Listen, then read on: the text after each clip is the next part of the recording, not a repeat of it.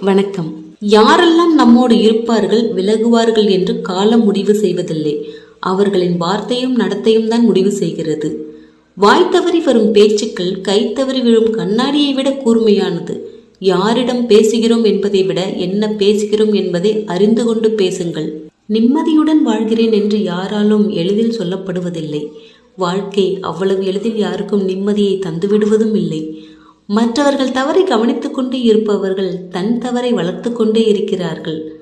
பணம் இருந்தால் நீங்கள் உயர்ந்தவன், குணம் இருந்தால் நீங்கள் குப்பை, நடித்தால் நீங்கள் நல்லவன், உண்மையை பேசினால் நீங்கள் பைத்தியக்காரன், அன்பு காட்டினால் ஏமாளி, எடுத்து சொன்னால் கோமாளி. நிலவை தூரத்திலிருந்து ரசிப்பதைப் போல சில உறவுகளையும் தூரத்திலிருந்து ரசிக்க கற்றுக்கொள்ள வேண்டும்.